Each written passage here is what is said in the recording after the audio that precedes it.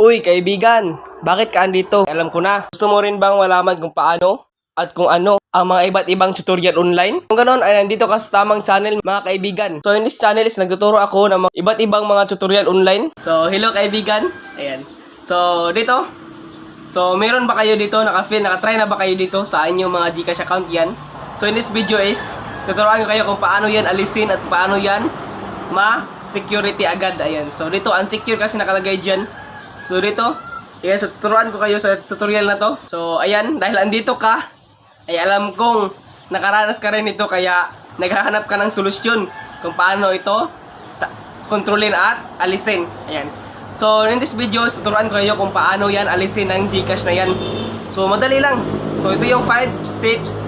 Yan, 5 steps na ibibigay ko sa inyo para maalis natin yung nakasagabal sa GCash natin at hindi natin yan ma-open. So sa tutorial ko na to is trusted and proven na po itong tutorial na to. So sa akin kasi na-open ko na po yung GCash ko. Kahit mag-ilang oras na yung na-open sa aking CP is hindi yan maglalagay ng unsecurity sa aking GCash. So mag-open pa rin yan. So dito, kung gusto mo to at kung gusto mo ring alisin yung problema na yan ay station at tuturuan ko yung kung paano. So ito na. Hindi ko na papatagalin, baka mainip pa kasi kayo sa paghihintay dahil sa dami kong sinasabi. Ayan. So dito na, 5 step lang yun po yung ibibigay ko sa inyo. 5 step lang po yun. So dito, ayan. So kung gusto na to, don't forget to like and subscribe and station. So don't skip this video until the end para malaman natin yung mga process na gagawin. So ito na, first step natin gagawin is, yung first step po natin ay pumunta po tayo sa ating mga setting account kasi yung ating problema ng GCash is only security. So kapag security is alam naman po natin kung saan tayo papunta. So doon pala tayo sa ating settings kasi andun po yung ating mga security and privacy ng ating application at the same time yung ating security ng ating cellphone. So doon tayo pupunta. So tap lang po natin to ang ating mga setting. Ayan, so tap lang po natin yan. So dito po, piliin po natin ang ating GCash. So hanapin po natin ang GCash. So dito, sa akin nakalagay kasi aking GCash sa apps and notifications. So dito nakalagay. So meron naman pong mga application or apps privacy sa inyo kung saan makikita nyo yung application at doon first step po tayo. Ayan. So dito, sa akin dito kasi, so yung brand pala ng CP yung ginagamit ko ngayon is Vivo 2026 or 2021. Ayan. So dito, tap po natin to. Ayan. So dito, sa akin is dito kasi. So sa inyo, hanapin nyo na lang po yung GCash ninyo sa inyong mga apps. So meron ng application storage dyan sa inyo. Or pwede rin kayo dito mag-search. So back tayo. Yan, so tap po natin to. Yan, search bar. So pwede tayo mag-search dyan ng GCash. Ayan, so for example, mag-search po tayo.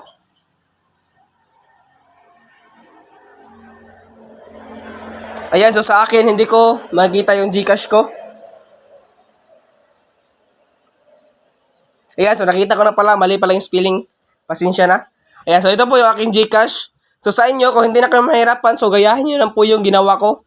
So nag-search lang po ako ng GCash at the same time, lalabas na po yung ating application ng GCash. Ayan. So dito, tap lang po natin to. Ayan, so dito sa step to, gagawin po natin ay, so ayan. So dito sa ating GCash, sa mga GCash account natin. So dito ang gagawin lang natin is ito, tatap lang po natin tong ating storage and cache. Ayan, so tap lang po natin yan. Ayan, at dito po yung gagawin po natin is clear storage and clear cache po natin yan. So minsan sa inyo, sa ibang mga CP account, kasi sa akin sa Vivo, dito yung sa taas nakalagay. Pero mostly sa iba, so hindi ko alam kung sa inyo ginagamit nyo po. But dito sa akin, sa taas kasi, sa inyo, ibaba kasi, meron kayo sa baba. Yung ilan. Ayan, so dito, ang una pa natin gagawin is, clear cache muna natin yan. Yan, so clear muna natin yan. At yun, na-clear na nga natin at nakikita nyo po, naging 0 na po dito. Ayan, so yung natitira na lang po is ito na lang po ating user data at saka app size.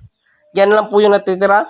So gagawin po natin is Itatap lang po natin tong clear storage.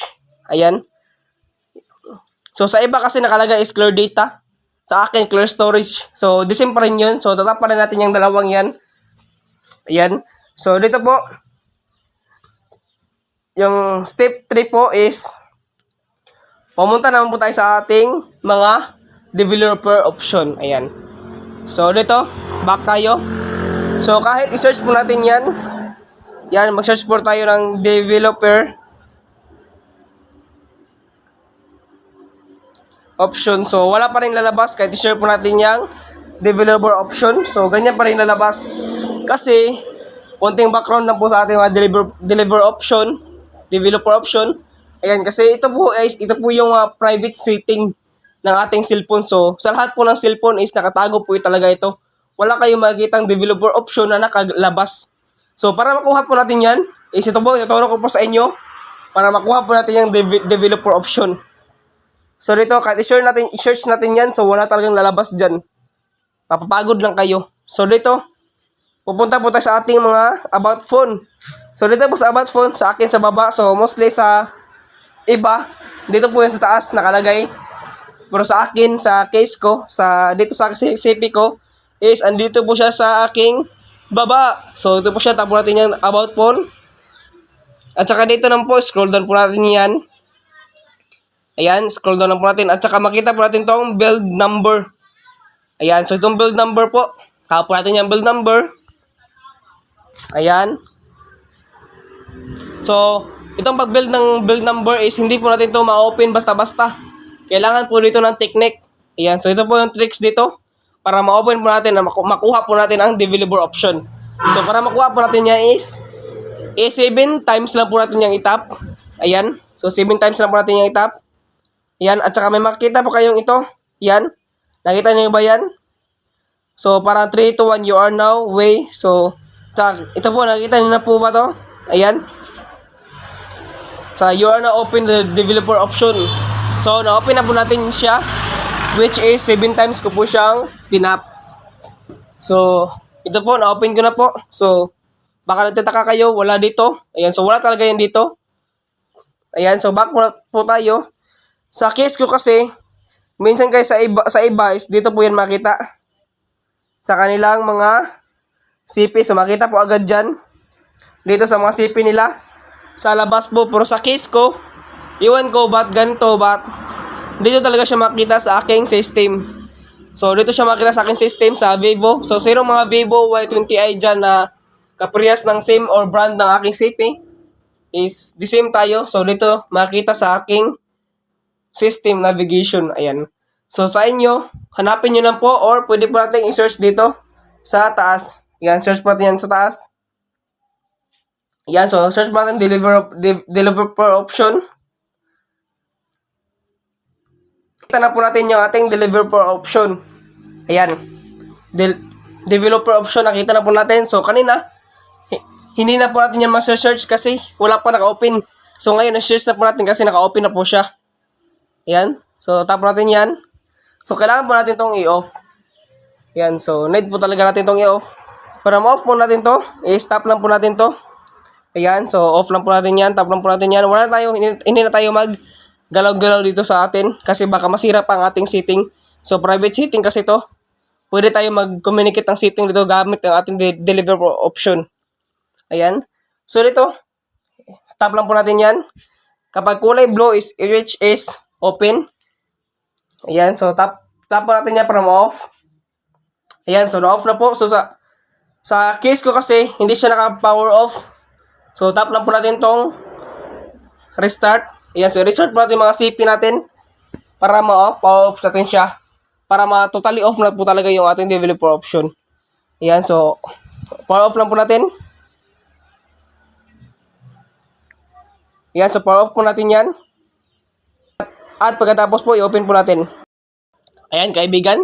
So, dito, na-start ko na po ang aking cellphone. Ayan. So, dito po sa step 4 po ng ating tutorial is punta na po tayo sa ating mga Play Store. So, ito po ang last step natin. Ayan. So, dito, sa Play Store po, so, search po natin dyan is Gcash. Ayan. So, search po tayo ng Gcash dyan.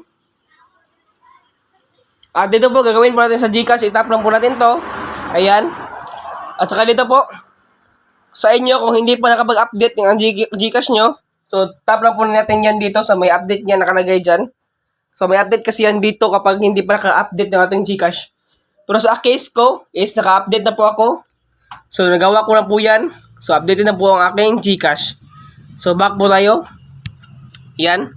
Next step natin gagawin is ito po, mag-open na po ng ating GCash. So this is the truth. Ayan. So open na po natin ang ating GCash. So ito na po yun. So okay lang po natin yan. So tap po natin yung okay. Ayan. So while using the app po, tap po natin yan. So, allow. Allow po natin lahat. Ayan. So dito, lagay lang po natin ang ating mga GCash account. Ayan, so lagay lang po natin dyan. So ilagay lang po natin ang ating GCash. Ayan, so mag-send mo tayo sila ng food sa atin. Ayan, so antayin lang po natin. So ayan po. So dito po, notings na po natin yan. At saka dito na po ang ating impin ng ating GCash. At saka po nakapansin na po natin ha, hindi na po nakalagay na unsecurity ng ating GCash. So, kanina pa ako nito, so hindi siya nakalagay kapag open ko pa lang. So, ayan po. As you can see po, wala na po nakalagay dito. So, ayan. So, magtagal pa po tayo dito. So, wala talaga nakalagay. So, it means okay po sa akin yung tutorial na yun. So, yung steps na yun, ayan. So, okay po sa akin. So, ulitin po natin. Ayan, tabatin tong GCash. So, ayun. Wala talaga nakalagay. So, it means successful sa akin. So, sa inyo. Ayan. So, alam naman po natin. So, okay na. Nalaman na natin kung paano. So, try nyo na. Bilisan nyo na. I-try nyo itong step na to kung paano. Ayan. So, yung 5 step na sinabi ko sa inyo. Ayan. So, yun. So, ganun lang. Wala talaga sa akin nakalagay. Ayan. So, kung nakatulong sa inyo at nanood kayo at tutulungan kayo, so, subscribe kayo para malaman ko kung ilan na po yung natulungan ko dito sa tutorial na to. So, dito, kung natulungan kayo is don't forget to like and subscribe.